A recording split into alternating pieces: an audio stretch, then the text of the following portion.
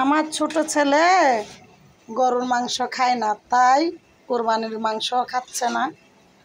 তো এই কয়দিন তাকে ডিম পোচ করে আর সবজি দিয়ে খাওয়াইছি। আর এখন হচ্ছে এই যে তার জন্য মুরগির মাংস রান্না করতেছি আলু দিয়ে। তো সে খাবে মুরগির মাংস দিয়ে, আর আমরা খাবো এই যে গরুর মাংস দিয়ে। ঠিক আছে, আমরা খাবো গরুর মাংস দিয়ে। তো এই হচ্ছে গরুর মাংস। তো আজকে হচ্ছে যে তো মাংস কিন্তু শেষ, এই যে দেখতে পাচ্ছ মাংস কিন্তু নাই। তো ছেলের জন্য মুরগির মাংস রান্না করার জন্য আমার এই যে পেঁয়াজ রসুন আদা এগুলা পেস্ট করতে হয়েছে। তো মুরগির মাংস রান্না করার পরে এগুলো আছে, এগুলো হচ্ছে আমি একেবারেই ব্লেন্ড করে রেখে দিয়েছি।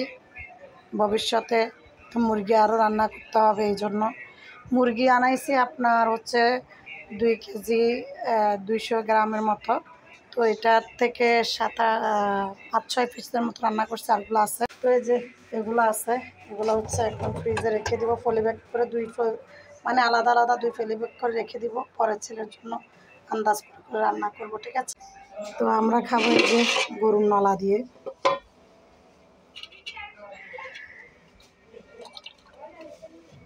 এই যে গরুর নলা, এই যে লাকড়ির চুলাতে যাওয়া আসা, জাল দেওয়া, হাঁড়ি পাতিলের কালি, এগুলো আমার ভালো লাগে না। তো এই জন্য নলিটা আজকে বাগার দিয়ে দিয়েছি।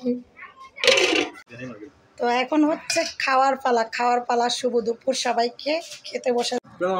এই যে ভাত নিয়ে নিচ্ছি প্লেটে। তো এই হচ্ছে নলা, নলা জাস্ট ইয়াম্মি।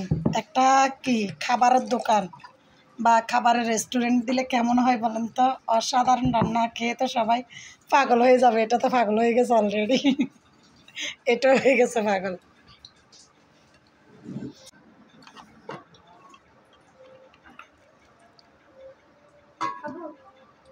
মাংস নিয়ে নিচ্ছি,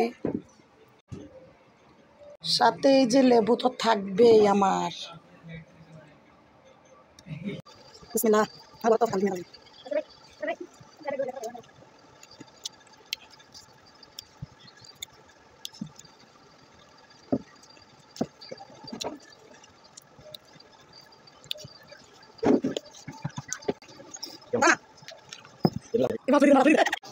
আপনাদের ভাইয়া আমার পাতে নলা তুলে দিছে। নলা বলে যে তুমি তো আমাকে তুলে দাও না, আমি তোমাকে একটা নলা তুলে দিই। কি মিথ্যা কথা বলে।